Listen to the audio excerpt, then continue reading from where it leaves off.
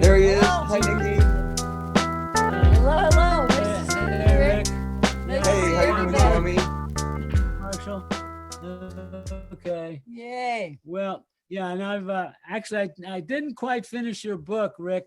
It's a dense one, and I've totally been enjoying it. So I'll talk about it a little bit later. But I just got where you're just starting to do your second round in Thailand, and so I don't know anyway, I'll have to talk about that later. So Sure, it's a great sure. book. Round I'm really of what? enjoying it, so. Round of I what? wrote a book, and that's what we're going to be talking about today. And so Swami was just saying that he hasn't finished it yet. It's quite a long book.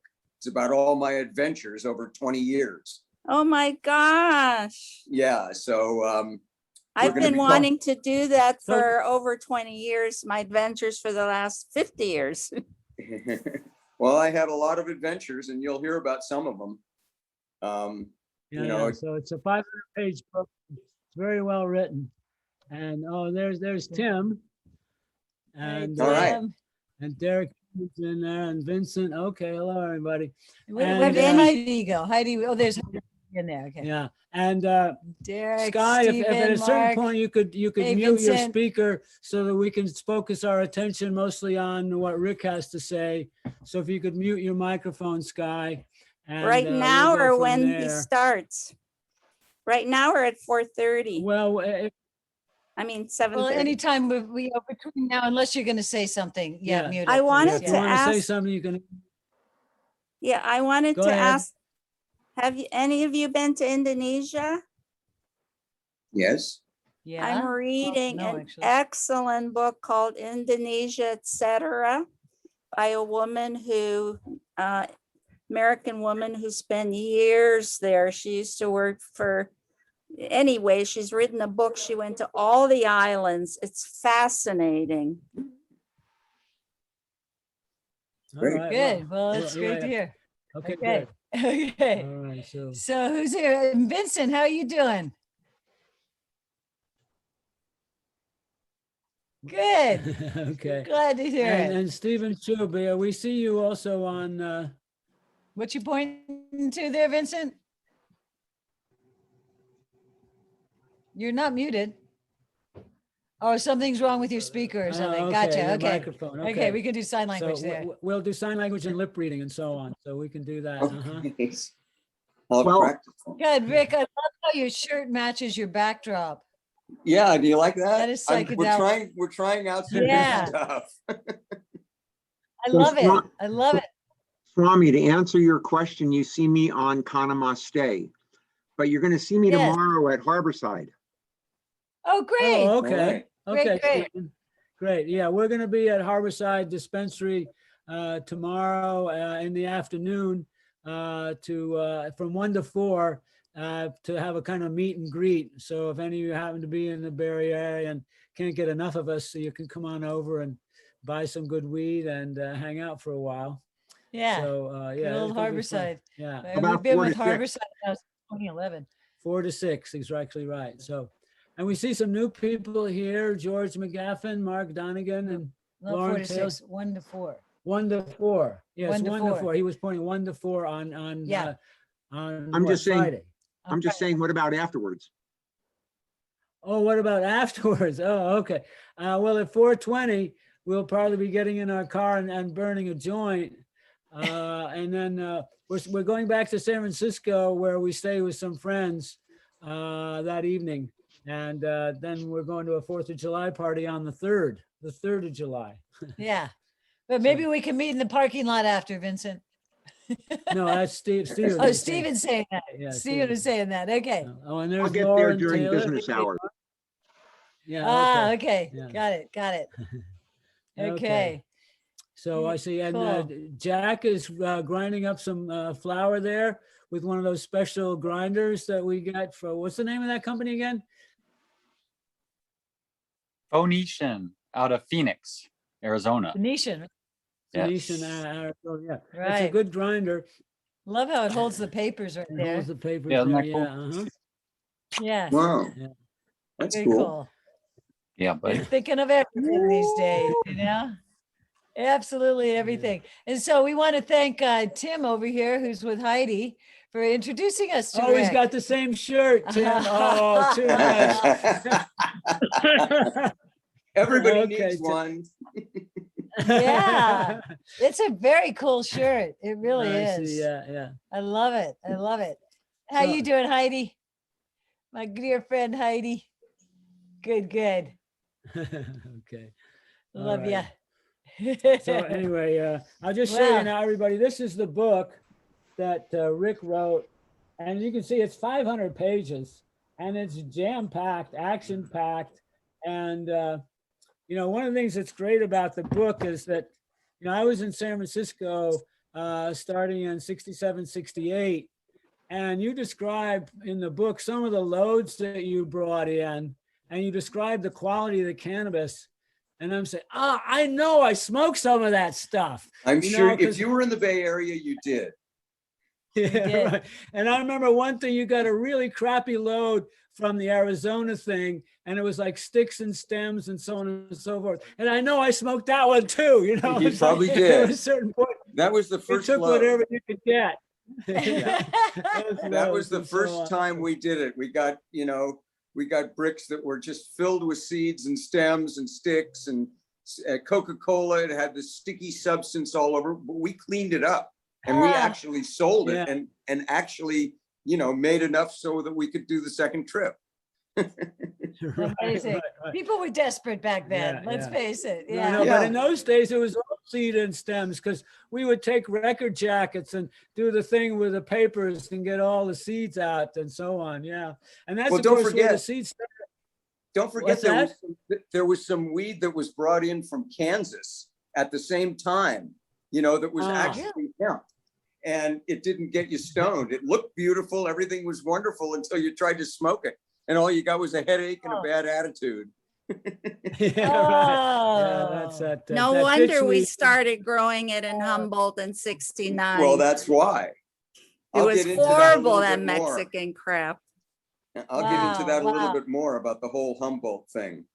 I've got an inside Great. story on that. I All bet right. you do. I bet you got a million stories. How long did I it take you do. to write this book, Rick? It took forever. The problem was after I got in trouble, I was really paranoid about doing anything, So, Yeah. it took me like 10 or 20 years before I got up enough courage to actually, put it down. Plus, I wanted to wait till my parents were dead, because there's a lot of personal stuff in there, and I Yeah. didn't want to, I already embarrassed them enough. Yeah. Well, you also didn't want to blow the cover on everybody else who was still doing the trip, right? Well, yeah, So- yeah. So, So the other thing is, I haven't got to the part where you get into real trouble yet. So oh I'll yeah, have that's to do that's that. another good part. There's like 3 different parts to the whole story. There's the Mexican part and the Thai part, and then the aftermath. So it was Yeah. like about 13 years of actual smuggling, and then it was like another 13 years of the aftermath. What you got to Wow. pay for it with, the time. Yeah, right. It was a lot of adventure and then a lot of stuff to deal with afterwards. Right. But Exactly, you'd probably still say it was worth it, right? Well, yeah. If you want to be really reflective about it and introspective, you start asking yourself a bunch of questions like that.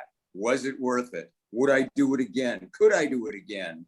Or should I have done something different? There's all those, types of questions that you ask yourself, if you want to, second guess yourself. I'm sure you've done it too. Oh, yeah.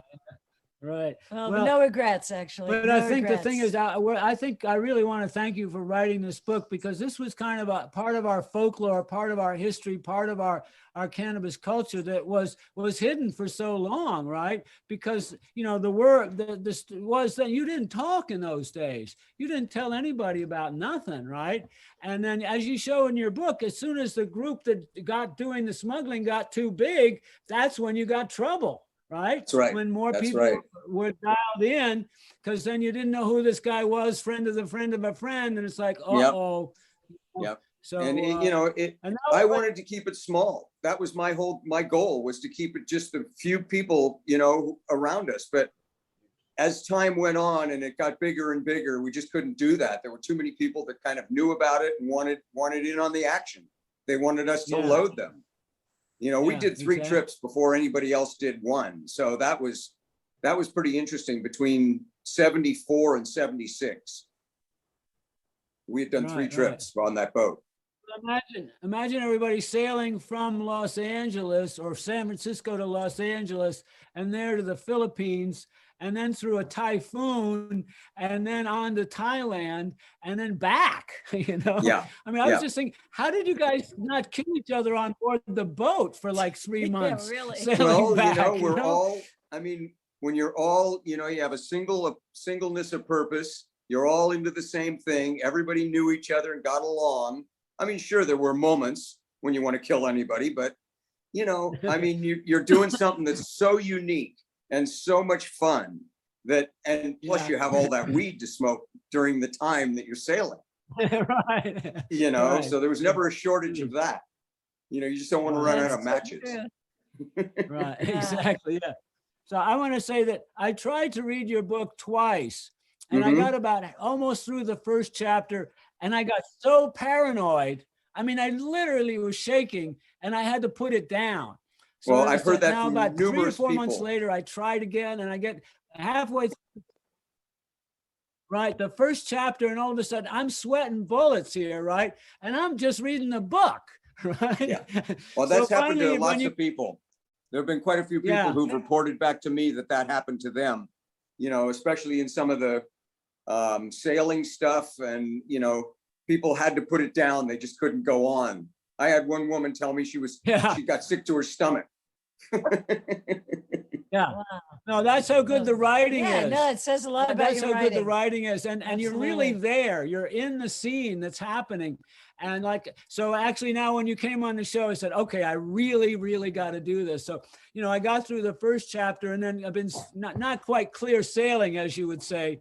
But everyone, after a week or so, I have to say, I need a break from this, and so on. So I am looking forward to finishing it up. I've had people, Swami, who never read a book in their life, who all of a sudden got into this book, and like they were supposed to put up the Christmas ornaments, but they were huddled in a corner reading it, and their wife is screaming at them, will you get in here and help me? I can't put this down.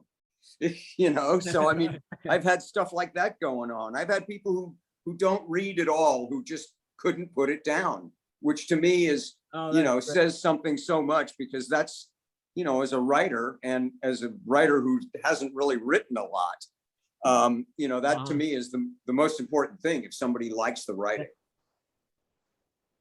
Well, that's what they always Yeah. say, write what you know, and you obviously know it. But see, the thing that also got me is like, it's not easy to write dialogue, have it sound like what people were actually saying, right? And so that's part of the quality of the book as well, is that you don't say, oh, this sounds stilted or whatever. This sounds like the way they were talking in those days, Well, that's because they were. That's because that's what they were saying. And right. because I was there as a participant, I got the firsthand view of all those conversations. So to recreate them, I just had to get myself back into that mode. What was going on at that time, and what were the conversations, because they were there, they happened. This wasn't You like a take notes fantasy at all? story. Did you have notes that you'd taken from back Yes. then, or you just? Yeah, no, I Oh, you did take, I wrote a lot of notes and made a lot of outlines, and then started to develop the outlines, expanding on the outlines. And I had a lot of, I had all the indictments. I had lots of other stories and books that I could kind of plug in the holes to. I mean, and it took a long time to kind of get it all. The hardest part was to get the chronology right, you know, because things happen sequentially. And that was another part Right, of this, to get it all to flow like it happened. So yeah, it was Yeah, a exactly. challenge. No, you did a And really good job. you know, I was Yeah. very happy with the way it came out. I mean, my editor said at some point you have to stop. Yeah, because I would say, there's just one more thing. I've got to add this last little thing. And she would just tell me, look, Rick, that's enough. They get the point. Yeah, yeah. Well, no, it's an important contribution to our culture. And something just came into mind. We always have like 15 or 20 people on these sessions. And so I was just wondering, does anyone else ever tune in to these sessions? So I asked Jack, and he has some way to get the metrics. And he says that over time, more and more people tune in. So some of the shows now have over 4,000 viewers who watch them. Wow. So all of you who've been on this show over the last year or so are now famous out in the cannabis world because your pictures are there and there's people checking in, and they're still up on YouTube. If anybody wants to check them out and you say, hey, look at, there's a session, you know, I'm on it, maybe you want to look at it. So you can tell your friends that, you know, you're still alive on Session with Swami on YouTube. So, and there's a lot of valuable information in there. But I must say, Oh, yeah. Rick, you're I the mean, first. well, Tim Yeah, and Heidi were you're telling me about it. They kept telling me, you got to watch this stuff. And, you know, okay. So finally I did. And I went, oh my God, there's so much information out here. Now I'm going back to all of the old sessions and watching, you know, watching them. And they're just so much information, just packed full of stuff. Yeah, Great, I love it. That's great. great. Because there are a lot of people who are not household names, you know, who've actually been Yeah. very important in the development of our culture and keeping it going and taking it to the next level. And so, Yeah, well, you're talking to one I just want to who's say not a that household name. Yeah, exactly. It started with people like you, Rick, that, you know, had the balls to go out there and smuggle this stuff so we could get it when we were kids and actually begin this culture. Yeah. You know, we're part of the ones that are growing it now, but if you hadn't been bringing that in, we wouldn't have been smoking that Yeah. crappy Mexican in the beginning. Well, it's also but of course, too, our standards are so much lower. well, it's also too, you have Go to ahead. think of how the whole thing developed over time, you know, because Yeah. here we started out, you know, 50 years ago. That's 50 years ago, you know, doing this. And now it's 50 years later and we're all old. And we're all, you know, Right. we've experienced this. And it's like, oh my God. And it's still going on. You know, if it hadn't Right. been for the persistence of a lot of people like myself and Tim and Swami, and it would never have gotten to where it is today if the people hadn't been persistent, if people hadn't gotten in trouble and all the focus went on to them. It would never have gotten to where it is now. Okay. So Rick, I know you started off with the smuggling from south of the border, Mhm. and that's where, you know, you started before moving on to Asia and all that. So what was that like? Would you say that it was easier from Mexico or from south of the border than it was from Asia Well, because of just the shorter distance?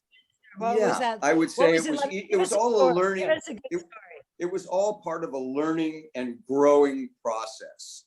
As we started out carrying kilos on our back across the border of just Literally. shitty weed, it got better. Wow. You know, as we got more into it, you know, we realized you couldn't get it at the border. You had to go south. You had to go down to Ciudad Obregón, at least down into Mexico to get the better weed. And then after we did about, I don't know, 5 or 6 or 7 boat trips from Mexico, we realized we transitioned to Thailand, and that it got much more complicated and took much more time to put the whole thing together.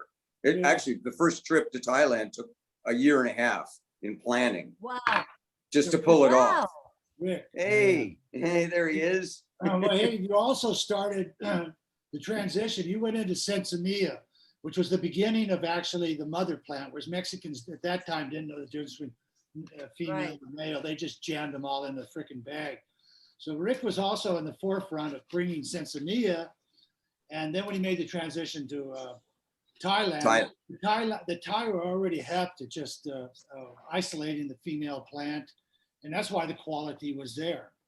And, you know, and Rick was he introduced vacuum packing. He out of the farmers, he turned to an older lady and asked her, "This is the standard I want." So he absolutely influenced the female energy was harnessed, and they're the ones that graded the pot, loved the men. The men did, because they were the best. Women were freaking happening then. Well, it was the grandmothers and the mothers and the young girls, in the up in the village, when we got up there, they all had, garbage can bags of tops and a bag of sticks and twine. And so they would take the tops and wrap them, and wrap them around the stick. But what we did is we educated them on what the American smoker wanted. And we made them nice and big and beautiful. And then we also, in the vacuum packaging, there was a fine point where you didn't want to seal it too tight and crush them. Right. So, I mean, that took a lot of trial and error to get the vacuum, Right. to get the vacuum just right. So it preserved them. It didn't crush them. There was a lot of kind of trial and error and science to getting it right. So it was a interesting experience. Rick, I want to go we back shipped over wanna- we shipped over sealing machines to Thailand. We had them in 110 and 220 because sometimes we'd be out in the field and, we had to operate them off a generator. So, there was all those kinds of little things when you're operating in a country that doesn't have everything this one does. You have to do all kinds of little things to get it together. And it just made for a real interesting, time. I loved it in Thailand. It was great. It was just the most interesting. I love the people.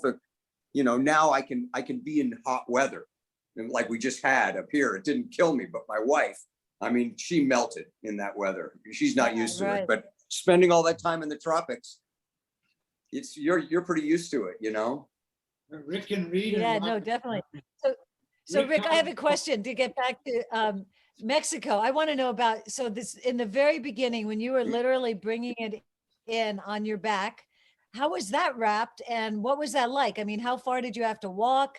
Did you have to climb fences? What was that like? Yeah, so there was a hospital that was right at the border in Nogales that somebody turned us on to. And it was probably a mile or a mile and a half where you walk down into the arroyo and then just follow the path right into Mexico. There was no fence, no wall, no nothing. It was just, you just walked right in there, and walked right back out.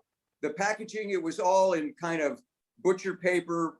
I recall it being like kind of reddish butcher paper, the first ones we got. And then it got a little bit more sophisticated as time went on. It kind of got into cellophane paper. And then, as red cellophane. You saw it. Yeah. There were red remember cellophane and green it was like Christmas. Red cellophane and green cellophane. Then as it got a little bit more sophisticated, tissue paper. When we got the Sensimilla from Mexico, it was wrapped in tissue paper, very delicately wrapped. I mean, it wasn't pressed like in bricks. It was very delicate, and that was quite a bit of lost space in the smuggling of it because it was so voluminous, whereas the bricks were pressed really tight, Right. I'm And sure of you course, when remember were those, carrying it on your Swami. back- I yeah, remember I do those too, bricks. They were like about like this yeah. by like Like a kilo small bricks, telephone book. and and you could pound nails with it practically. It was really Oh, solid, yeah. and that was the sticks and seeds in there too. Yeah. Huh. And so as you progressed into taking it into ships, would you put other cargo on the ships along with it, or No, there was No, no other just room package for full other of it. cargo. There was no You were room. I just- mean, so if the first anyone the first stopped you, no boatload, cover, huh?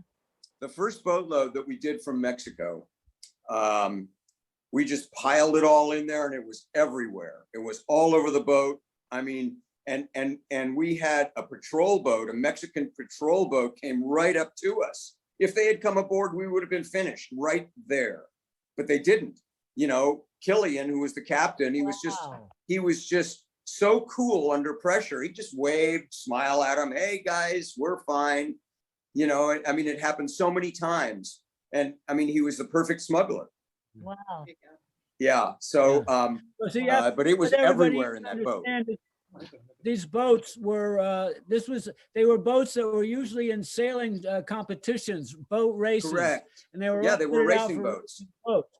And so they would sail Ah. them, and the owner of the boat would sail them down from the beginning to the end of the race. And then this guy Dave Killian, would sail it back for the owners, right? Correct. And then the owners were long gone.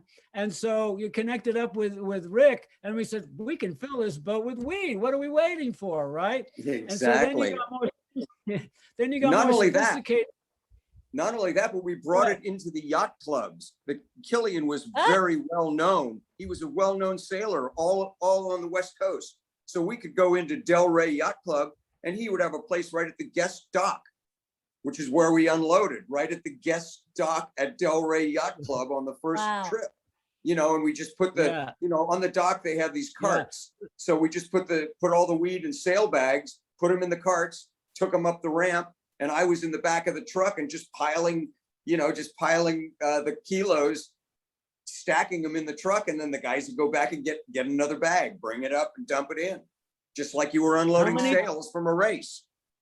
Right. Wow. But it was like a ton and a half of weed you were doing at that Right. We point. just had a lot of trips back and forth. Well, Yeah, right. sailboats have a lot of sails. You know, these racing Yeah, yeah. sailboats, they have 20 sails.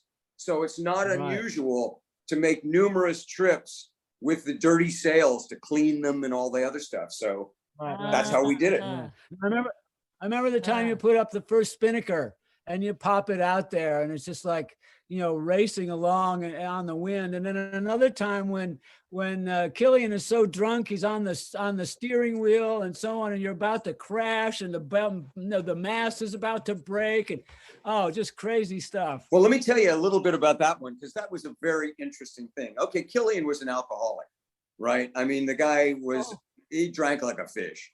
Anyway, so we're out at sea. We're headed to Thailand, right? And you know, he's teaching us all about sailing. We're out about maybe a month or month and a half. And I think we were west of Guam, headed to the Philippines.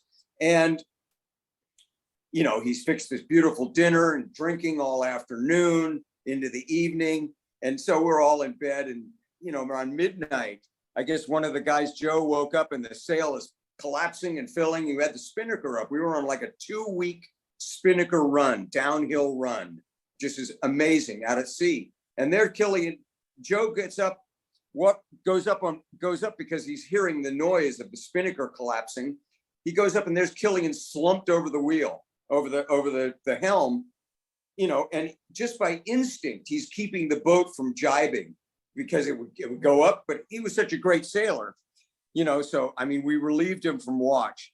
And the next day we threw all the booze overboard, and he had all this booze, and we said, you can't jeopardize us anymore, you know, and we made him throw the booze overboard too. It was really a sad scene, but I remember that. You said it's your Wow. choice, Killian, because if you don't throw the booze over, we're throwing either you or the booze over. yeah, you and the booze. So yeah, it's So just you have a true choice, crisis and we were moment, but- 1,000 and miles from you took anywhere. You took over navigation. Right. Yeah. Right, because he But got then us you lost took over the between navigation, right? San Francisco and Hawaii. We missed Hawaii by 200 miles. We were 200 miles north of Hawaii. The next stop would have been China or Japan or something. And we were going to Hawaii, you know, and I said, where are we? And he said, well, I think we're somewhere around. I said, wait a minute, you're the navigator. Tell me exactly where we are. He said, well, I don't know exactly. I said, well, guess what? You're not navigating anymore. I'll navigate. I'll deal with it. Don't worry. And as soon as So I what were took you over, as soon as You- I you took bring- over, I discovered, I put the radio directional finder up and discovered Hawaii was way south of us. Hang a left immediately. We're 200 miles away, and so I found Hawaii. And from then on, I was the navigator. I just learned by the seat of the pants. They were just Taught myself Man. celestial navigation, taught myself how to do it, taught myself Loran. And we didn't Nathaniel get lost Bowditch. again. And Nathaniel Bowditch. Bowditch. Nathaniel Saving Bowditch. Grace. I mean, that's what and Royce's Sailing Illustrated. That's another book that's, it's just a small paperback, but he illustrates sailing almost in cartoon fashion. It's great. But Royce's, Wow. Bowditch is, they're thick books, and it's all about every physical anomaly or every physical event that can happen. And it's a great book. I had him with us the whole time, plus Ocean Passages for the World. That was how we ended up going so far north, because I looked when we hit headwinds so hard coming out of the Philippines, we just weren't making any headway. So I said, well, let me consult Ocean Passages. And it said, take the Great Circle route, go north. Well, it's great if you're a big ocean liner, but if you're a small sailboat in the North Pacific in the middle of the winter, it's hell. Oh, It's no. absolute yeah. hell. There's so much wind and so much waves. We just had to go so slow. It took us 2 months. We thought it was going to take us 1 month. We ran out of food, ran out of everything. Ask a question. So were you more afraid of the high seas than you were of the cops, or equal? You kind of had a Absolutely. double risk. The high seas, there's no getting away from that. If you're out there, Yeah. you're at Mother Nature's mercy, and you just better do everything you can do to stay alive. The cops, Yeah. well, I guess if you get caught, you're still alive. But there's no getting away from Right. the fury of the natural events out there. Yeah, yeah. Wow. You can't get off the boat and you can't stop it. I once No. went from New York to Germany on a big ocean liner, right? Uh-huh. And it was in like September, something like that. And we got caught in a storm in the North Atlantic. And I don't know what number, they have this whole scale of numbers, right? Up to 8, 9, 10, whatever. And then, at a certain point, the captain says, we're off the scale, right? And so, I remember I went out on deck, and I was one of the only guys not seasick. And I look around, I look up, and all of us, all I see is like 30 feet above me is the top of the wave, right? And we're in this hollow, this trough between the waves, right? And then we go up the other side, and now you can see all around it. And meanwhile, the propeller's going wang, wang, wang, wang. And then you slide down. It was scary, and the waves breaking over the bow. I And described that was a big boat. I described that. Yeah. That was a, hundreds of foot long boat. Ours was a 40-foot boat with the same conditions. Wow. Wow. I mean, at one Amazing. point or Oh, no. another, everybody was washed overboard. I write about that, being washed overboard in the, out at sea. And the only thing keeping me alive was that lifeline onto the boat as I'm Right. banging against this hull, the side of the boat. Jesus. Yeah, that was exciting. Yeah. I hope you made some good money on these smuggling trips. Now I'm starting to really appreciate. you the do. cost You make of what really we were good money paying. off of it, but it's like it comes and goes. I'm sure you guys are very aware of that too. Oh yeah. Oh Yeah, yeah. Well, Wow. no, it's a complete book because you also describe about a little bit how you spend some of that money and how you take it off to Switzerland to put it in the bank accounts and so on. And that's a whole nother adventure of living the high life, when the few moments that you actually get to live it, so hey, spend it Exactly. now because who knows what's happening. You're spending it now. Well, Yeah, exactly. there's a lot of self introspection. I asked myself, why did I write the book? And I thought at one point, well, maybe when I'm too old to remember anything, and in the rest home, at least I could just refer to a page, it's a page number. But also, it's my legacy. If I didn't write the book, I would just be dead at some point, and they'd say, yeah, there's Rick Bibbero. He smuggled marijuana, he went to prison, and that's it. He's dead. I have a little bit more to say about that, because there's a lot of things that happened. And I never had dreams and aspirations of growing up to be a drug smuggler, for Christ's sakes. I was going to be a doctor. Huh. I taken all the classes Really? and everything. Yeah. And I mean, I had it all done. And after I graduated, I told my parents, I think I want to go skiing for a little bit and just take a little bit of time off. They went crazy. And I wrote about it. I wrote about what my parents, they went nuts on that score. What, we've given you this education, now you're just throwing it away. Well, I guess ultimately I did, because I went to live in Aspen for 5 years, and that ended any going back to school or anything. All it was smuggling at that point. So, the story, I mean, it's the good, bad, and the ugly. I'd read a lot of stories about smuggling and a lot of books, and I wanted to make it as seen through my eyes. And, I didn't want to just like look back into history and say, well, this is what happened. I wanted to do it so it was happening in real time. So the reader is like a fly on the wall while things are happening.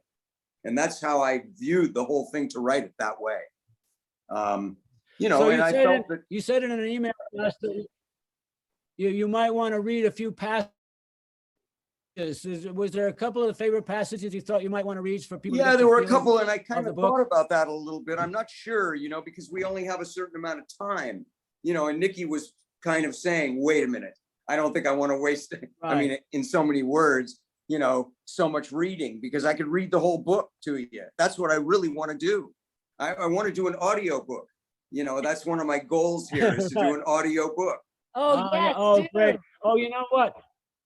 So, Yeah, do that. That would be fantastic. yeah. So when we Yeah. trim our personal weed here at home, we listen to audio books all the time. So we go all around the world. We time travel, trimming away, and and it'd be great to have your story That there, would be because great. it's a real gift to our culture for you to give that to us in that first person way of looking at it, because so many of us were on the other end of that whole thing. And it was always hush, hush, secret, right? Nobody said nothing about nothing. Even the local dealer on the street, he didn't say nothing, right? Well, I have a So couple it of was a points I gift want to for go us into to about reveal that. that. I think I have the credibility to write this story too, because I really experienced all of it myself. I couldn't leave it to other people. I'm just too anal that way. I just needed to experience everything myself, so I kind of did it all. And that's why I think I have the credibility to write it, but also I think I have the integrity to write it. And to me, that's really an important point, because so many people, when the rubber met the road and people got in trouble, that's when, people rolled over. And, Yeah. I just felt that was really a decision. I understand the decision, but, it wasn't an honorable thing. So I think, as far as integrity goes, I didn't roll. And I think that gave me a lot of integrity to other people who, took a different path. And, Yes. I think that's a real detriment to the whole thing, is if, you do this and then when the rubber meets the road, you just roll over on everybody. Lou Villar, the guy who rolled over on me, said somebody else is going to do my time. He was the leader of this Coronado company. And Really? I mean, I just thought that was, that was really an undesirable thing to do. But another part of my story that I wanted to tell you about, after writing it, after like getting into it, and I was kind of getting towards the end of it, I'm thinking to myself, there's too much about me. I need to see I need to see the other side. So I searched around on the internet and found the DEA agent who had chased us and busted us. And I Wow. contacted him. He had retired. He was living in Las Vegas as an investigator for the casinos. And I called him up. His name is Jim Conklin. I said, Jim, this is Little Rick. The last time I saw him I was on trial. I was on the witness stand, and he was in the, the prosecutor's sitting next to the prosecutor. And I said, Jim, this is Little Rick. And he said, oh my God, what are you doing? And I told him, I said, listen, I've written this book and I know pretty much all about the story, but what I really don't know is about you. I want to develop a story, a parallel story. What were you doing? What were we doing at the same time? And then how did our paths cross? So he invited me down to Las Vegas where he lived, and we went down there, and I interviewed him for 8 hours. And he turned me on to the IRS agent who had also chased it and busted us. And I interviewed both of them, and I included that in the book, I think it's chapter 41. And I tease him a lot, because what happened was, after he busted me and after he busted the other people, he went to Thailand for 5 years and busted everybody, busted all the big players, right? Oh. And so when I was interviewing him, he was telling me about this, how he spent all this time in Thailand and he busted all these people. And I said to him, Jim, congratulations. You did a great job. I'm sure the government is really happy with you. You busted Thailand, but what you really did is you made Humboldt and Mendocino really happen. You turned the whole Thai thing into the homegrown. And I said, congratulations, you did a great job. So everybody's happy with you. The government's happy with you. You busted Thailand, and the people are happy with you because you made Humboldt happen. Right. And he thought that was what great. I call the war. He thought it was great. See, the war on drugs, I always say the war on drugs was simultaneously the most unsuccessful war and the most successful war. Unsuccessful because it never really stopped more than a couple hundred pounds of weed coming in. And in those days, in 1940, there were maybe 100,000 people smoking dope in the United States, right? Here we are in 2000. It's legal everywhere, and there are millions and millions of people. So they just gave us free publicity on the front page, the war on drugs, right? But it was unsuccessful in its supposed purpose. But it was completely successful because all the police departments got big budgets. They hired people. They got all these fancy weapons. This guy goes and lives in Thailand, and they just profited so much. And then the prisons were built and the lawyers. And I mean, it was a huge industry. And so it was very successful for anybody doing the crime side because the police got rich and so did the lawyers and everybody else. So crazy story, but successful and unsuccessful. And your guy just repeated that. Basically, he just corroborated that. Yeah. So Rick, I have a question. So you say he was chasing you down? Chasing you down on the high seas, chasing you down on solid ground? No, I mean, How did he I never find got you? caught with anything, but when things start to fall, and they start doing their investigations and they start building and building and building, ultimately he figures out who the players are. And when they figured out who I was, they focused on me, because there was obviously somebody else. And you see, here's the thing. And I kind of get into this a little bit. The government really understands that if you want to catch everyone involved, you go after the one who has the most to lose. Right? So they go after the biggest guys. They go after the biggest guys. And what happens? The biggest guys roll over on everybody and they get off. The biggest guys of these operations are the ones that roll over on all of the other people, and then they get the lenient sentence while everybody else gets screwed. I mean, that's how it works, there was somebody, Joe Elliott from, who's the lead singer for Def Leppard, right? He said, if you can't take the responsibility of writing a hit song, don't write it. That's true for everything. If you can't take the responsibility of being a smuggler, don't smuggle. Because there's a lot of responsibility to it. And if you're going to abdicate that responsibility by putting it off on others, like rolling over, don't do it. If that's who you are. My story is also, there's some very sad parts to my story as well. My cousin Marty, that's a very sad part. And I'm sure, you remember that, he was my first cousin, and he, when I was out doing a lot of this Mexican smuggling, he was my main dealer. He was selling it, but he got into coke, and as the coke quantities increased, his life as a pot dealer decreased, and it made me very paranoid. And then he got the bright idea to try to go do this smuggling on his own. Do a coke trip to South America, and he told me all about it, and I freaked. I mean, please don't do this. You're going to get in trouble. Sure enough. You know, he got caught at Mexico City airport with 5 kilos of coke and did 5 years in a Mexican, and he was brutalized. Oh, You know, and yeah. that's a very sad part of the story, but it's also part of the story that had to be told.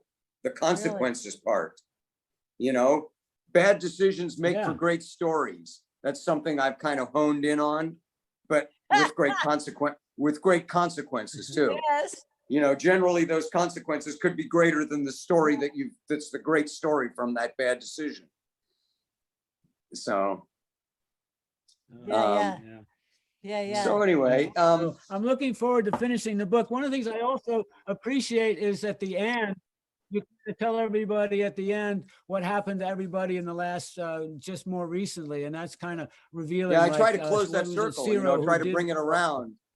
Because, you know, there were, when I analyze how many players there are in my story, there's 100 players or more, you know, so I'm trying to, you know, there's so many parts to it.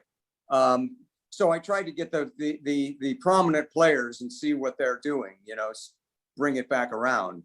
You know, some people made it out unscathed. Yeah. And some people, you know, didn't. Some people aren't alive. Killian's dead, Willie's dead. You know, Joe, I'm the only one left off that boat. I'm the only one left. That brings it really close to home quickly. The rest of them are dead. Wow. Yeah. All right. Whoa. Well, they had you to tell Wow. their story also, and they're not going to be forgotten because it's No. part of our folklore now.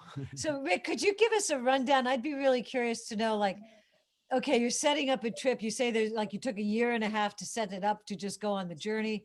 So I just want to know, like, what does that mean? What did you have to set Okay. up? Okay. And So, how did- okay, the give various us, like, different a parts of that. typical run. I'll tell you the various different parts of that. First of all, we had to set it up over in Thailand.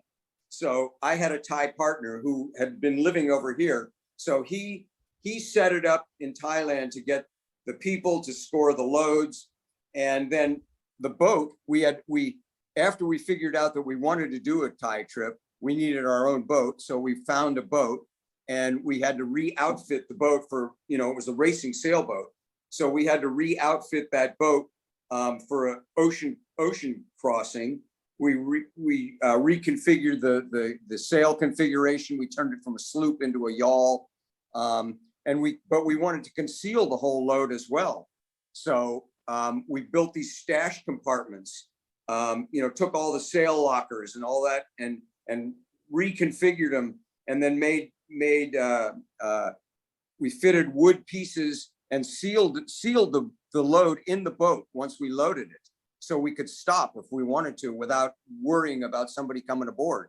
All that took, you know, the outfitting of the boat took 6 months or more. We raced it to Mexico to get enough money to do the Thai trip, you know, another 2 or 3 months there, plus organizing the whole Thai trip, you know, and that developed over time too, because, you know, it grew.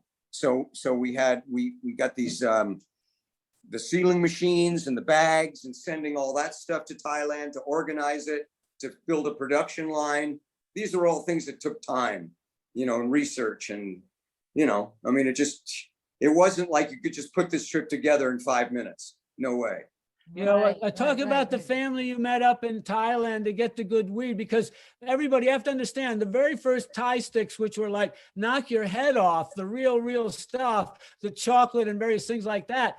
This is the guy who brought it in, right? And then from Right. as years went on, the quality got less and less. So how did you get that quality to begin Well, with?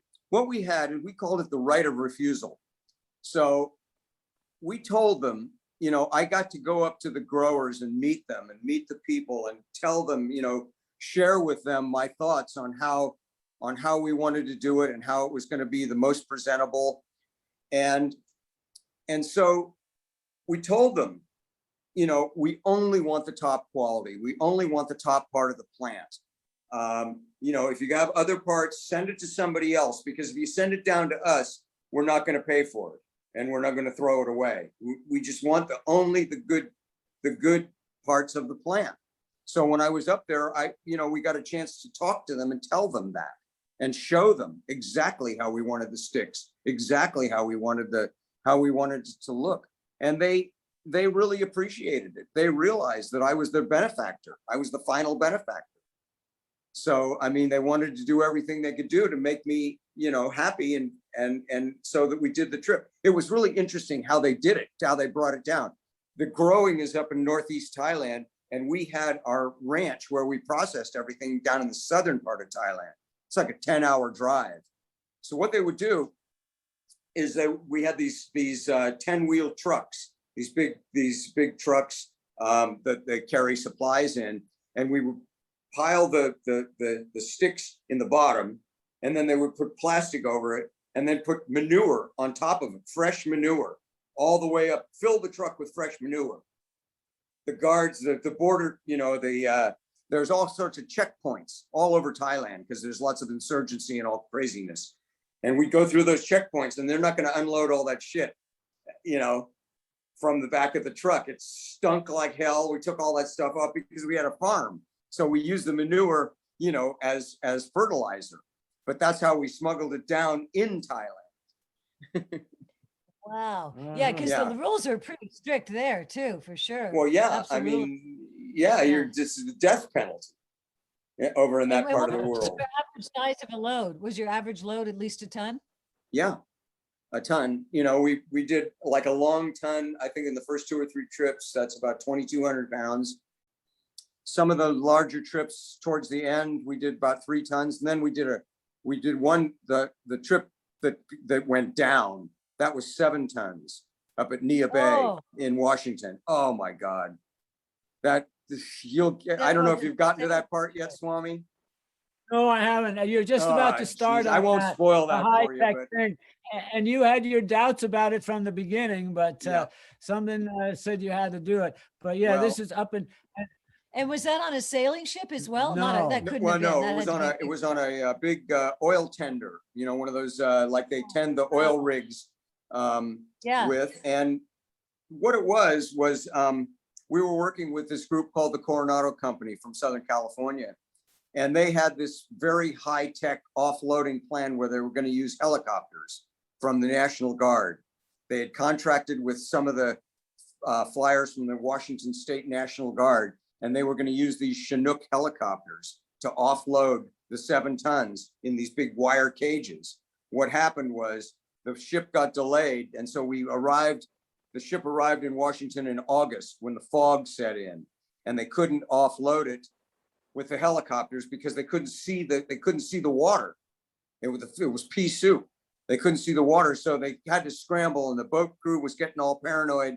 So they contracted with these local Indians up in Washington, and the whole thing turned into a debacle, and we lost about 5.5 tons out of that 7 tons. They left it on the beach.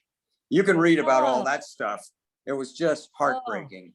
As a matter of fact, I did an interview with a guy from Tacoma, Washington, who knew some people who lived in Port Angeles after we lost that load, and bales washed up on the beach in Port Angeles, and they got them. Some people got those bales of that Thai weed that it was packed so well that they it's got the sealed. bales and it was dry, yeah, that's Wow. great. floating down Wow. 60 miles in the Straits That's of Juan like de in Fuca. Florida.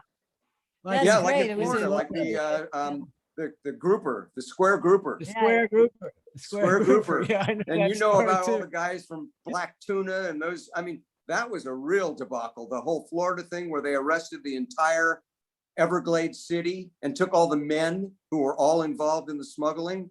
They took all the men, and there were no men in the city. And so it was the women were just, the women were all left, and the men went off and did serious time when they busted the Everglades city. You can read about it. Yeah, it's amazing. Yeah, it's a Jeez. funny Wow. story. Yeah, Wow. square Yeah. grouper it's called. Oh, these stories are folklore, man. It's like troubadours should be singing about this. And I remember Well, one thing, a heartbreak was you mentioned you had 4 lids of Panama Red. And that was when your parents and I just remember that Panama Red. And when you lost that, I said, oh man, no. That's what I said. I didn't care about the load. I cared more about losing that Panama Red because that was so nice. Yeah.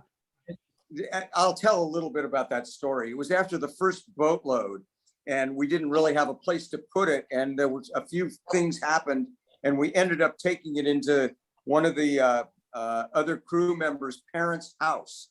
And we stored it down in their basement. They were away on vacation. We stored it down in their basement, and they came home from vacation. They went to Hawaii on a fishing trip, which got blown out, and they came home early, and they have a little dog, and we had put the stuff underneath the foundation in the house, and Oh, no. their little dog jumped up on the Oh. retaining wall and found it, and their mother found 500 pounds stashed underneath their house. Okay, that was only part of it. I had taken some acid about 3 hours before this. Of And course. my friend calls me up and says, our parents found the load. I had to drive across the city and then confront my parents on acid while they were trying to figure out what they were going to do with this load, whether they were going to throw it over the cliff. Oh, I wrote about it. It's a really phenomenal scene. What did they do? I'm curious Well, now. I gotta know. they were going to take it and throw it over the cliff, but they realized they would have to do 10 trips out to the cliffs to do it. So they figured, we talked them into letting us keep it. And Good. we kept it and got rid of it, I mean, it Except was for the just Panama Red. except for the Panama Red, which my mother threw down the toilet. Yeah, what can you Yeah, say? so I wanted to tell you a little bit about what happened when I got busted. Yeah. After that, I surrendered. I didn't actually get arrested that way. I surrendered, but it really broke my adventurous spirit. Getting busted, just, I was pretty footloose and fancy free up till that point. And then, now I'm gonna have to deal with this.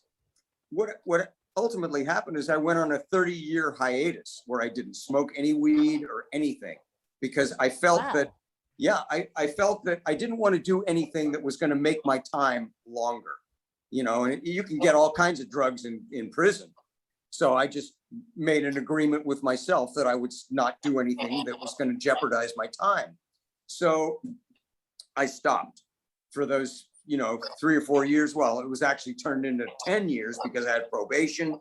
And so I stopped, and then I just stayed stopped for like 30 years. And, I married my wife, and she was such a good influence on me, because my proclivities would have probably sent me right back in there.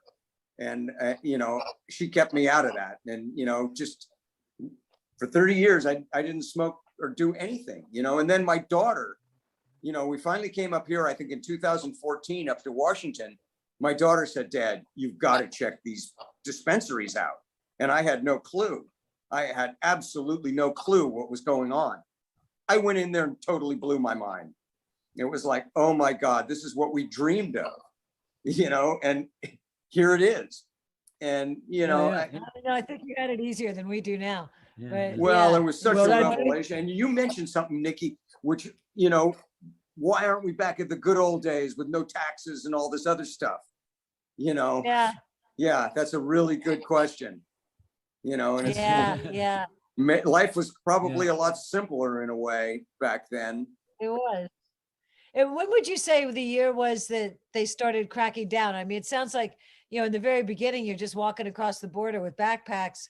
Things were pretty loose. They weren't even hip to it yet. So was it like the mid 80s? When did they really start Mexico? cracking down in It both was Thailand and 80s. It Mexico? was the 80s that they really started getting into it. The 70s, I mean, the war on drugs and Nixon and that.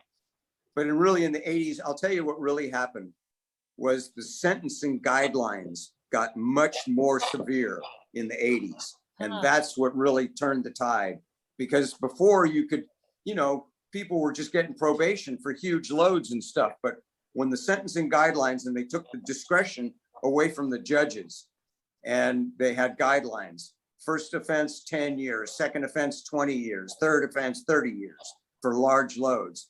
That's what changed the whole program. Wow.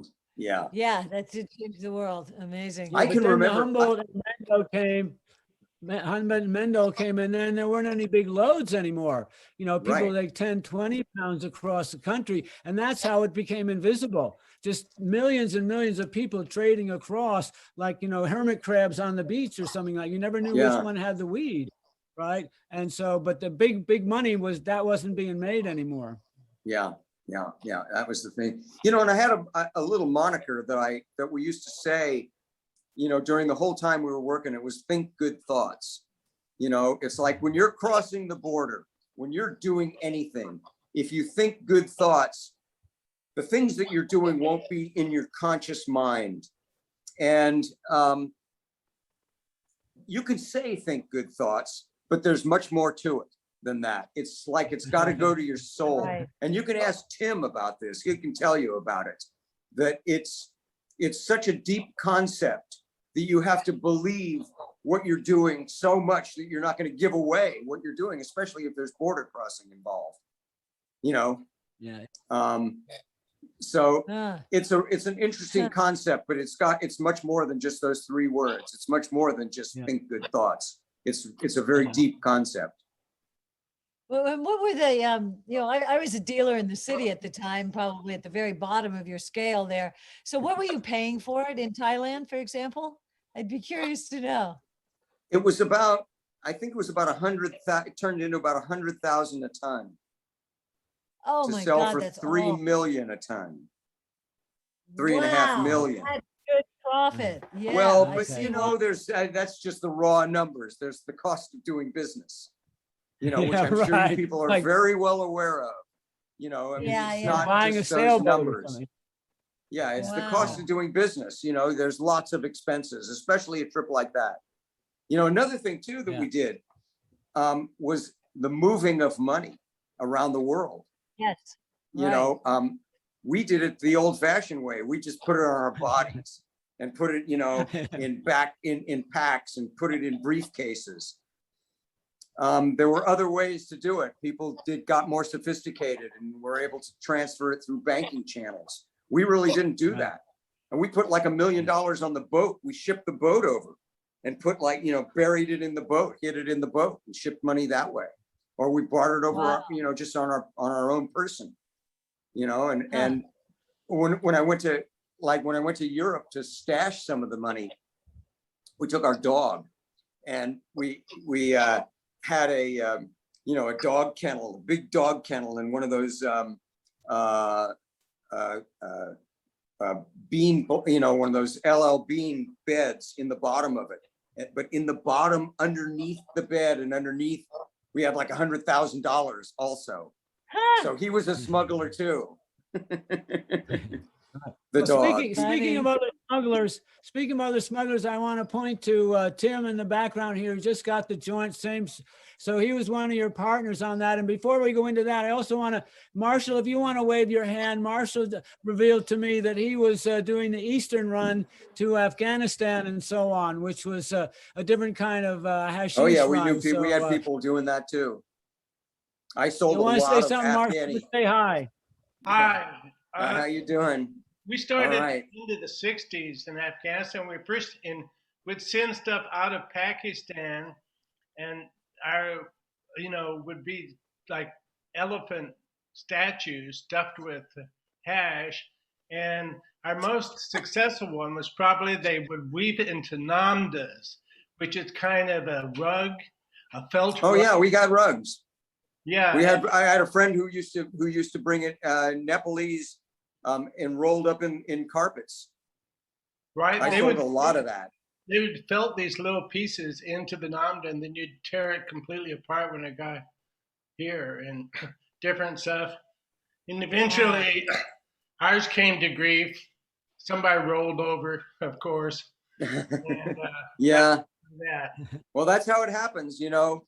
That's how it happened to me. That, you know, nobody I really knew ever got caught with anything. It was people rolled over. That was how they did it. Yeah.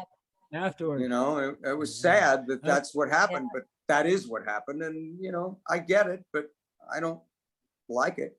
I know they were pretty good at rolling Yeah. And Tim, figure out who they could turn. Oh, yeah, exactly. yeah. The ones with the most to lose. But I the want ones to say with for it. Tim, Tim, I want Tim to say a word here too, because he was involved with Rick. And so we got a 3-point smuggler convention happening here, and Nikki and I were out on the street selling the lid. So, Well, there you go. What do you want to say, I'm sure Tim? you had some. Well, Exactly. Rick and I met in college, and it's been a ride ever since, crossing paths. And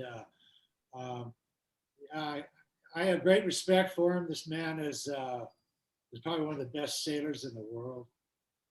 Incredible, self-taught all the way from learning the Thai, Spanish. I mean, it's incredible. It's part of. He has learned how to concentrate and inner strength and Good. maintain that. It's a steady energy you have to deal with. A lot of problem solving. It's been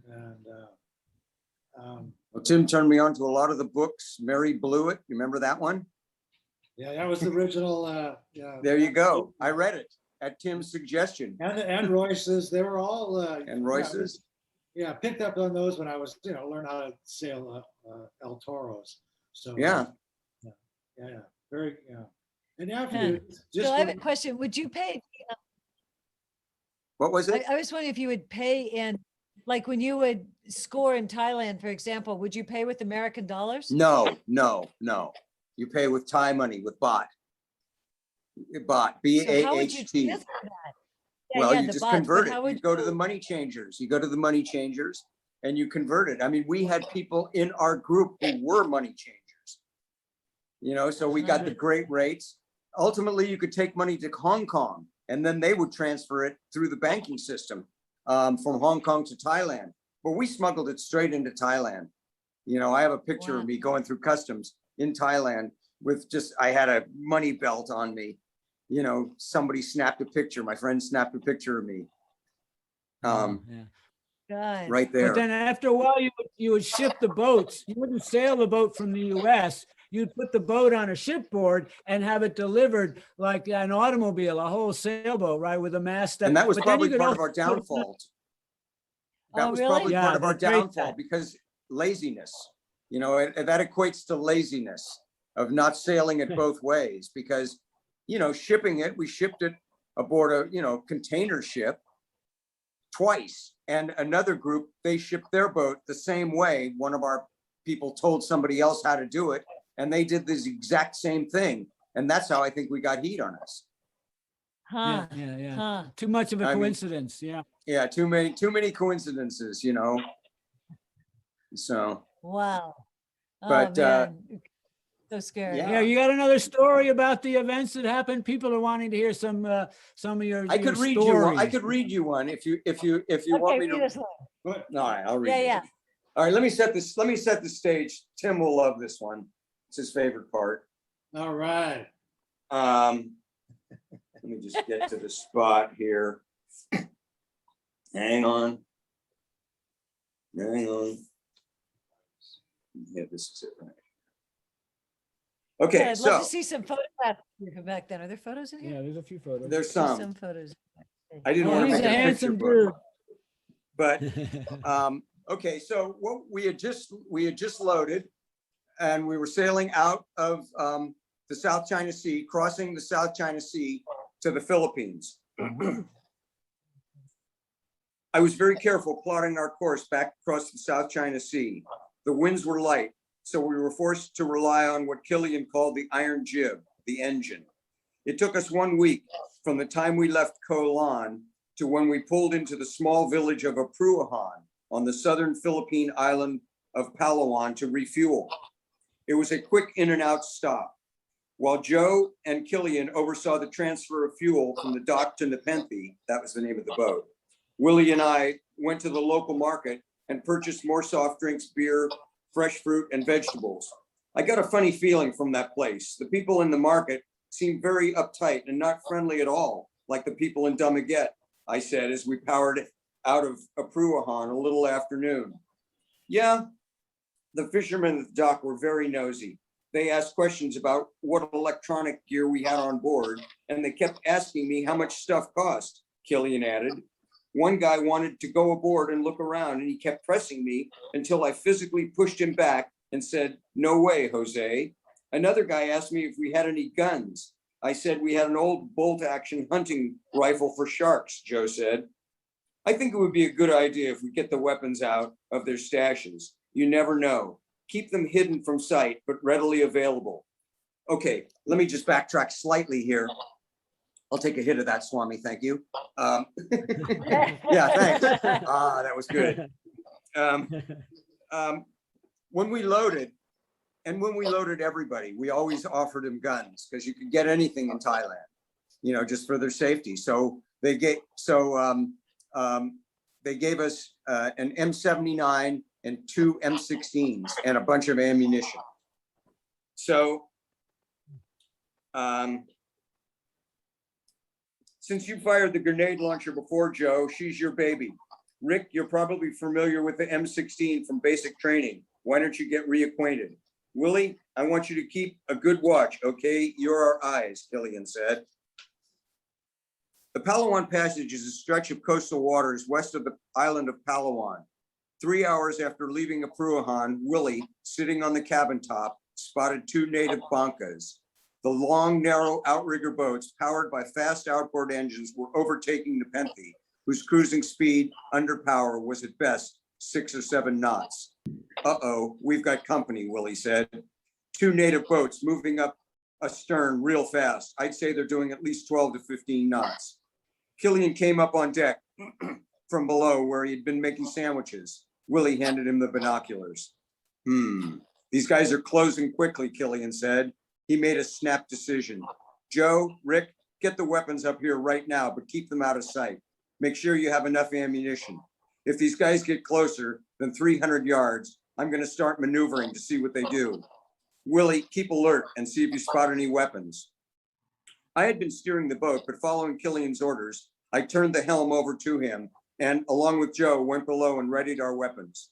Joe took the M79 grenade launcher in the canvas bag with 40mm rounds and placed them on the deck aft of Killian. I inserted a full 30-round magazine into one of the M16 rifles and laid it on the cockpit cushion. Joe passed me another 2 magazines, which were taped end to end. The bancas were drawing rapidly closer. Through the binoculars, Willie could now make out individual figures. There's 4 mofos in one boat and 5 in the other. I see a guy in one of the boats fiddling around with something. It looks like a rifle. Another guy is definitely wearing a set of cross bandoliers, Willie said. Rick, if you have to shoot, lie prone on the cushion facing the stern and rest the gun barrel on the cockpit combing to compensate for the boat's movement. Be sure to aim low enough. I don't want anybody shooting unless I say so. Joe, I want you to fire first, but wait until I give you the word. I'm going to let them come no closer than 150 yards, said Killian, who pushed the throttle forward and was now turning the boat 50 degrees to port and into deeper water in the South China Sea. The bancas also swung to port. They appeared to have closed to within 500 yards. I see guns, said Willie. His voice had gone up an octave. Men in both boats have rifles. Okay, Professor, get down off the cabin top so you won't be a target. Stand in the companionway.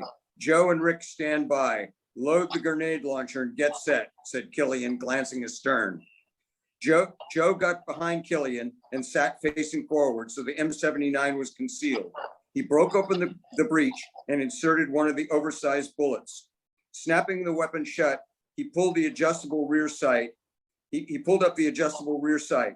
I pulled the bolt back on the M16, jacking around into the chamber. I put the safety on and set the rifle across my lap. Ready, Joe, you can fire, shouted Killian when the bancas were about 200 yards astern. Right.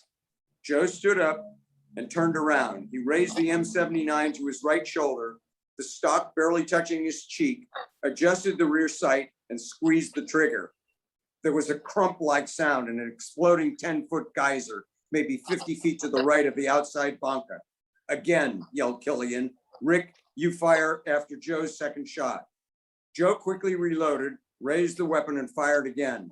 This time the exploding round burst within 20 feet of the boat and there was another geyser-like fountain of water.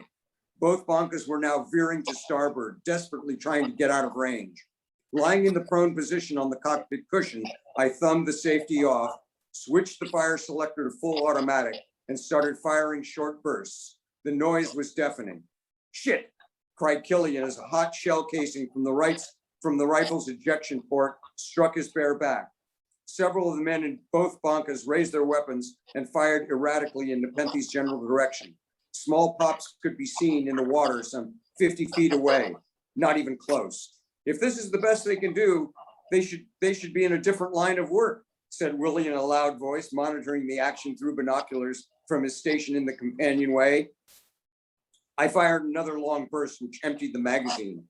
The water around both Bancas looked like a hailstorm.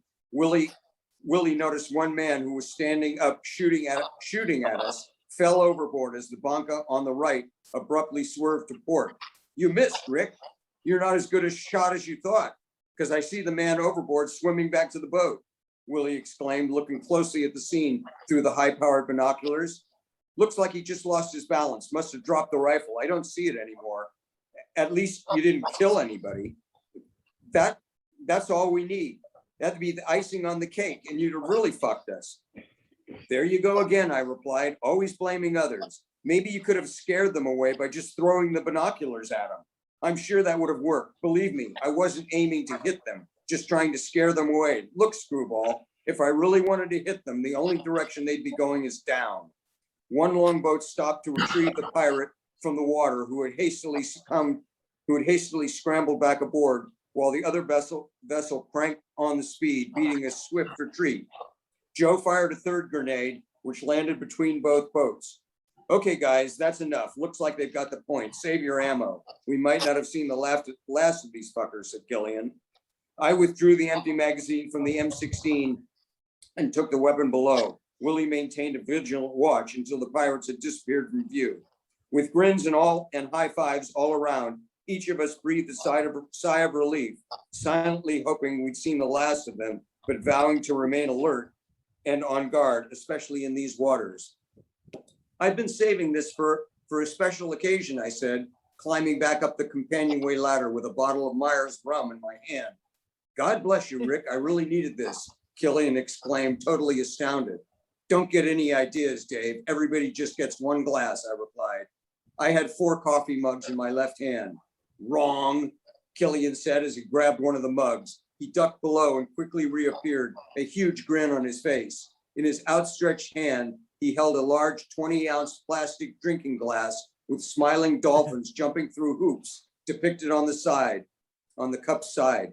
Both the cup and Killian had been dry for the past 2 months. I relented and filled his goblet, then tossed the empty rum bottle over the side. He deserved a break. We all did, and clinked in celebration. There.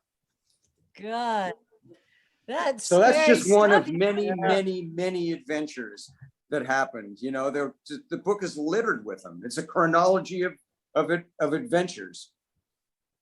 Wow. Well, it's amazing that you're alive to tell them all. I'm glad you are. Yeah. So Well, I that's want to what know people from the have very said, beginning, you know. this is a question we ask all of our guests, Rick, and I'd love to just know where you started. Where did you smoke your first joint? And how old were you? Okay, I thought about that because I figured you might answer that question. You know, after I went to the University of Colorado and almost skied my way out of there in 1964, I had never smoked a joint. But when I went back to California, that's where it happened. It would be the 65, I'd say the summer of 65, when I was going to college in Marin. That's when it first Okay. happened. So there. Okay. I don't actually know the first joint I smoked, but that's the time period. All right. So- Okay. 65 in Marin. So did you stick around the Bay Area for like until 67 and through that period? Well, I was in the service from 66, 67, and then I went to school at UOP from 68 to 70. So But that was yeah, the, but then you that had was- houses in Menlo Park. You bought a house in Menlo Park and various did. things like that. So you've been in the Bay Area mostly, actually, really. Yeah. yeah, I bought the house in Menlo Park in 75. And then we moved to Carmel in 80 or 81. And then after that was when things kind of went downhill. then I got to a little free time at the behest of the government. I got to spend a couple years, and people say that's not enough time, but for me it was. I mean, I got the picture, you know, and figured out what things were important in life, and you know. Yeah. But I Well, wanted to it's give a nice special shout out to my my IT person, Lauren Taylor. She's up in Reno. I think she might be watching.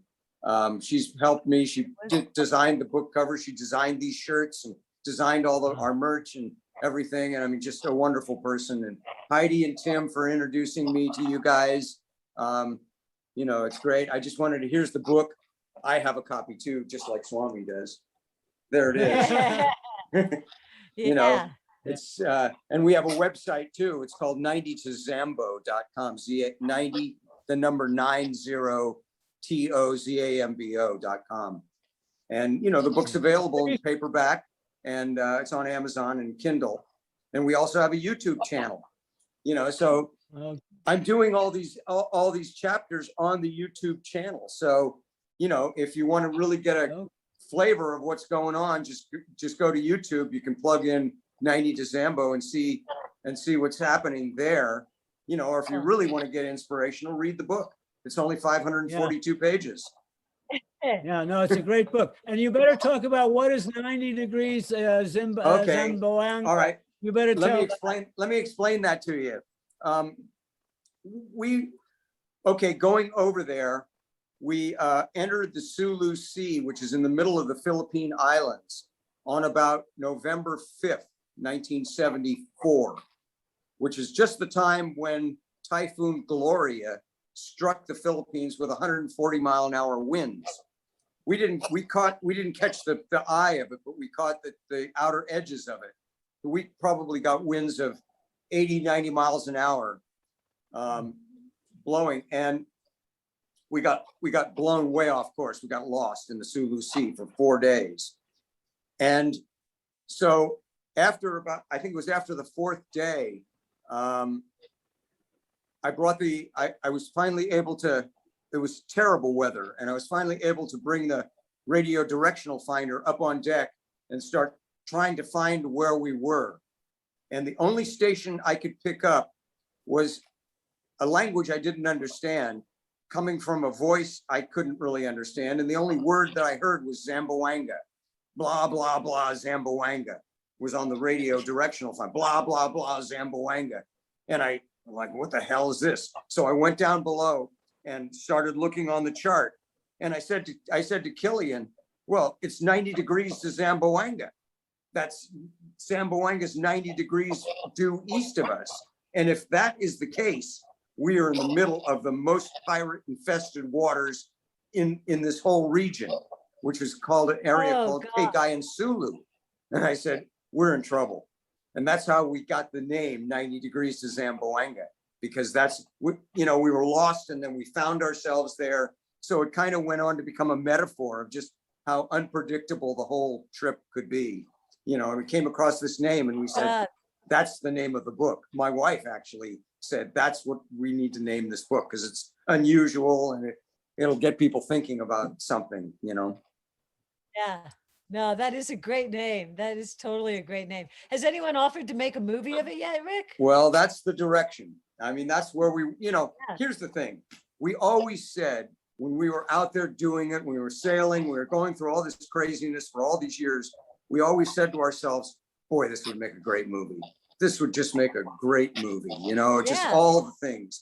Well, I thought about that for years and years and years. And when I went to prison, I thought about that. And when I got out, I thought about that. And I asked myself, how is it possible? How could it be a movie? And that's when I came up. I had never contemplated the book, but, you know, we just figured that my niece is a videographer and she wanted to video me telling these stories. And I just couldn't wrap my mind around that without some syllabus or some perspective. And that's how the whole book theory came up. But yes, it would love to be a movie, and we're trying that. You know, it is in the hands of some people who could make that decision. We're keeping our fingers crossed. So any of you out there that know of anybody, we're keeping, hey, Norman, Well, I don't think it's one movie. I think it's a whole series, Yeah. because the way the episodes are, you could have, like, 10 or 15 shows, like half an hour each or something. I mean, it really is, who's the Well, we thought puppy? it could be a series. It should be a series, or, Yeah. one of these like Black Sails or Breaking Bad, or one of these series. Right, Yeah, right. Yeah. that's what it Exactly. could be like. So we're exploring all those avenues. We'll see what happens. I hope I live long Well- enough so that it can turn itself into that. We're all getting so Yeah. old. We're nervous about that point. Yeah, It will that's happen. what- We're who just- do you- hopefully who would you we're like around. to play you? Who would you like to play you in the series, I've Rick? thought about then- it a and little Tim. bit. If you've ever seen Black Sails, the show Black Sails, there's the guy who played Long John Silver. I thought Luke Arnold might be a good one. I've thought of various characters who could be who here. So Oh, good. I mean, I don't know. We'll see what happens. Who knows? Yeah. Well, Who knows? congratulations on writing a hell of a great book and doing such a good job of it, especially Yeah. for not having really had a history of being a writer. So that's really Well, something to be proud of. I kind of consider myself a storyteller, and the book to me was almost like vomit. It was like, get everything out, just get it out. It's cathartic. It's just like a catharsis, and just get the whole story out, and then see how it turned out.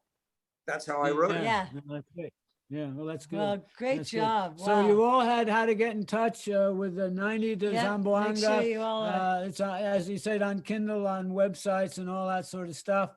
So yeah, you can. Yeah, check I it mean, out. 90tozambo.com, that'll give you a pretty good flavor of what it's all about. You can go on YouTube and look at all the videos we've done, and we're just doing more. It's, if you really want to get ambitious, read the book, because there's so much in there. It's just story after story, adventure after adventure. I mean, Well, I'm impressed by your memory, especially after smoking all that weed. That says something. So that's really impressive. But he Absolutely. took notes, he said. He took I did notes, take yeah. notes. I took notes. Yeah.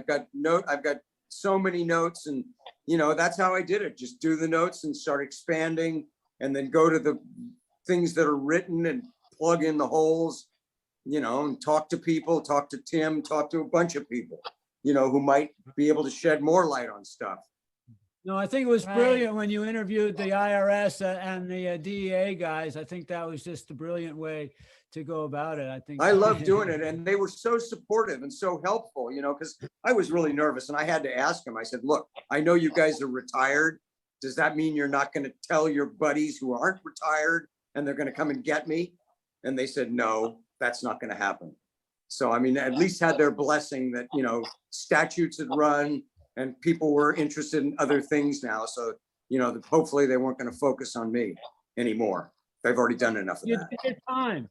You did your time. I did my time, and I did it, basically, I did it honorably. I did what I needed to Yeah. do. And, I Yeah, think that's no, part that's of this good. story, is the integrity of that. Because some people didn't Absolutely. do that. Absolutely.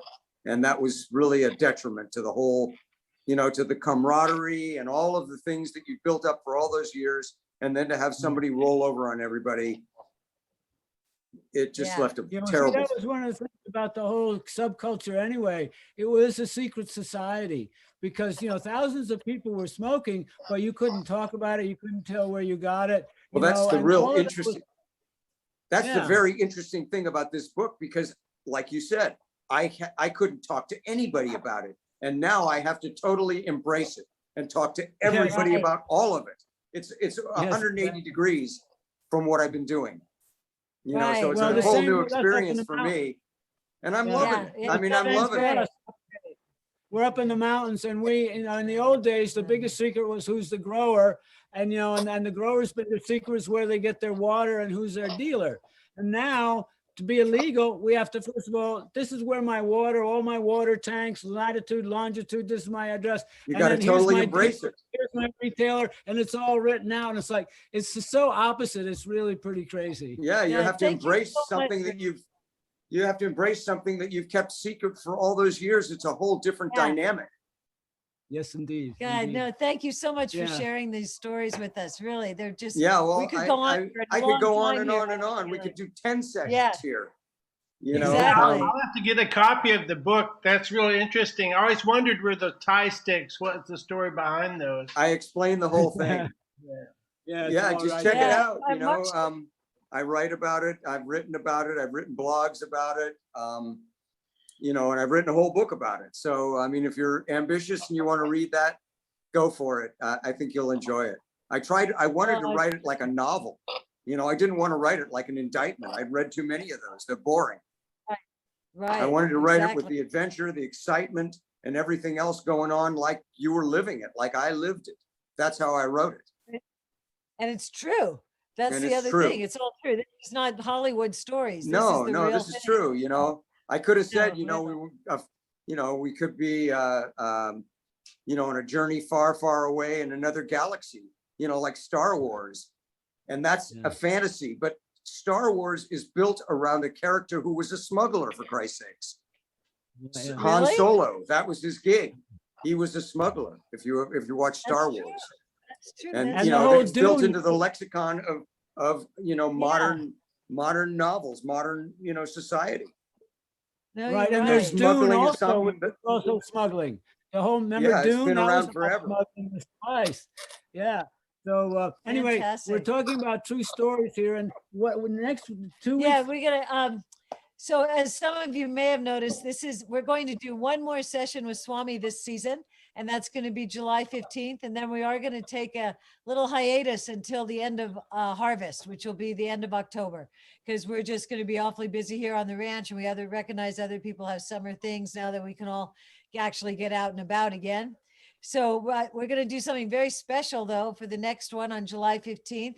We certainly hope you can all join us. It's going to be us just talking to all of you. We Tell want to your hear your story. stories. Tell So your story. it's going to be, we want to hear when all of you got high the first time, Right, or- and what your little stories are and your connections to cannabis. yeah, So it'll be really fun to share that. You will be the guests. yeah, So, and or your favorite flower or smoke or hash, whatever it was, some sort of story that you can tell in maybe 5 or 10 minutes or something like that. And you know, just to sound out and to hear, you know, because we come from so many different places and walks of life and about doing things, but what is our common denominator? It's this magical herb, you know, and it's all taken us to higher places and been healing to us, inspiring to us, and so on. And so yeah. So start thinking about your stories now to be ready for July 15th. We'll look forward to that. And Rick, you have been an exceptional, incredible guest for our final guest. Well, I here sure on the show. appreciate it. I love telling these stories. You know, like I said, now I have to embrace it. You know, I've got a whole book of stories, and That's right. you know, it's an exciting time, a time when we can be much more open and free of who we really are. You know, That's right. and not hiding behind this veil of secrecy that we've had to do for so many years. I remember going up to the Albion store in 1972 or 3 when helicopters were flying over with a camp, and you could see all the confiscated weed in their baskets below them, and people were freaking out. You know? yeah. I don't Well, think you know, we need to actually, revisit just- that. No, but we just had an email this morning that there were a whole lot of police cars down at the foot of Bell Springs Road on Highway 101. And who knows, there was things flying over top. So who knows if they were going after some big traditional grower, as we say these days. One of Yeah, I these, saw they just busted some grower somewhere around, a huge grow. Yeah. No, so it's they're still doing going. that. Yeah. So it hasn't stopped on that level. It's a very different thing. But we want the stories of how you could connect with this plant and, you know, how you, what it's done for you and so on. And I mean, I'm but it's just still one out thing I'm really ahead. loving is the medical side of it. I mean, that's the real awakening to me, because you know, Yes. for all these years it was recreational and we loved to get high, and probably in the back of our mind we knew there was something more to it. And now with all the research and everything, that to me is the real future of this. And you know, I'm just Yeah. loving it. I mean, we use it for Amen. sleep and for lots of other things. Yeah. I mean, we don't really it's go to not just doctors that smoking. much, and we really rely on this plant. Yeah, That's yeah, right. it's not just smoking, it's tinctures and salves and ointments and edibles and all these different ways to use it. And now we're also learning about THC and CBD and CBN and CBG and CBC. All of And even this. more importantly, we're learning about the terpenes. Like 6 years, 7 years ago, I didn't even know what the word was, terpene, No. right? Now I can identify and about 7 or 8 of them, and that's really why your Thai weed was so special. It had this unique terpene profile, right? Which we didn't And it was even know so anything about. We knew nothing about it.